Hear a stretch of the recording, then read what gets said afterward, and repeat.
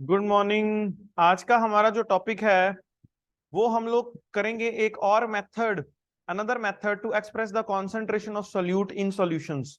इस मेथड का जो नाम है वो है हमारे पास मोलैलिटी। मोलैलिटी। तो मोलैलिटी कॉन्सेप्ट क्या होता है? बेसिकली सबसे पहले मोलैलिटी को एक्सप्रेस करने के लिए और राइट अप करने के लिए हम लोग एक टर्म यूज करते हैं, हम लोग एक वर्ड यूज करते हैं स्मॉल एम। तो स्मॉल एम से रिप्रेजेंट करते हैं हम मोलैलिटी को। तो मोलैलिटी क्या होती है? Molality is defined as number of moles of solute, number of moles of solute which are present in, number of moles of solute which are present in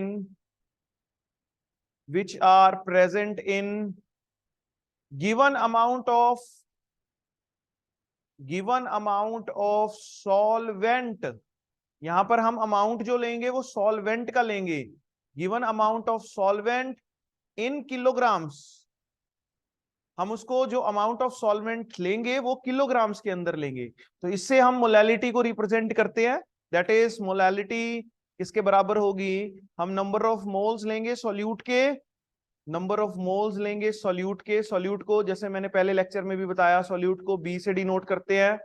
और उसको जो हमारे पास वेट ऑफ सॉल्वेंट है, amount of solvent है, amount of solvent जिसको हम W A से represent करते हैं, उससे हम इसको डिवाइड कर देंगे और इसको किलोग्राम्स के अंदर लेंगे हम लोग हमेशा। ठीक है, तो जैसे मैं इसका फॉर्मूला लिखता हूं तो मोलैलिटी नंबर ऑफ मोल्स किसके बराबर होते हैं? Given mass W B upon molar mass M B multiply 1000 divided by given weight of solvent in kilograms. ये जैसे हमने 1000 से डिवाइड किया तो हमने इसको किलोग्राम्स के अंदर कन्वर्ट कर दिया। अब ये जो वेट ऑफ सॉल्वेंट है ये हम लोगों ने इस टाइम पर ग्राम्स के अंदर कंसीडर किया हुआ है, क्योंकि हमने 1000 से डिवाइड कर दिया। 1000 से डिवाइड करने से ये किलोग्राम्स के अंदर कन्वर्ट हो गया। इसके जो यूनिट्स है वो यूनिट्स हमारे पास होते हैं मोल पर किलोग्राम, मोल पर किलोग्राम, या फिर हम इसको मोलल भी लिखते हैं और या फिर हम इसको स्मॉल एम से भी डिनोट करते हैं। तो ये इसके यूनिट्स होते हैं, ये मोलैलिटी होती है। Molality is equal to given mass of solute divided by molar mass of solute multiply 1000 by given mass of solvent in kilograms.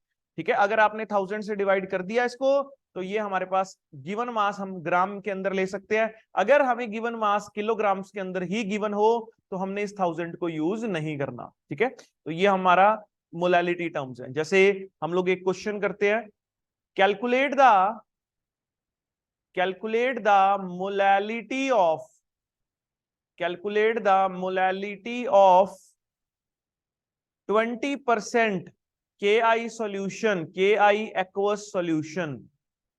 हमें इतना ही दे रखा है, ये क्वेश्चन है हमारे पास, हमने इसकी मोलैलिटी निकालनी है। अब सबसे पहली बात हम इसमें करेंगे क्या?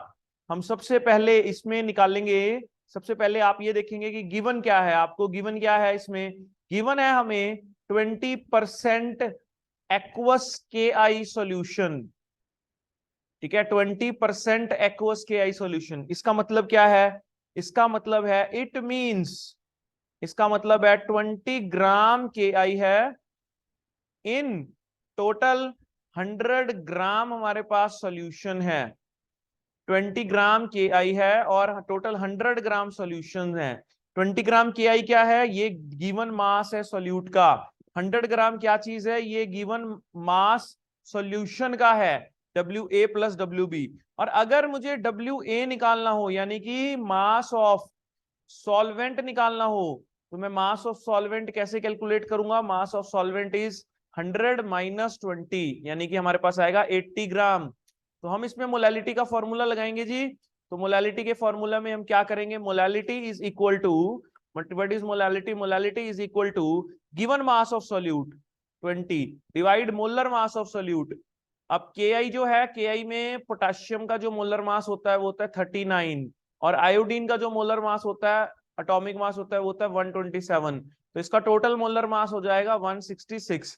तो 20 बाई 166 मल्टीप्लाई, अब जो वेट ऑफ सॉल्वेंट है वो ग्राम में है तो हमें 1000 से मल्टीप्लाई करना है, 1000 डिवाइडेड बाई 80। ये हमारे पास आंसर आ जाएगा। द आंसर विल बी, अगर हम इसको कैलकुलेट करें तो आंसर विल बी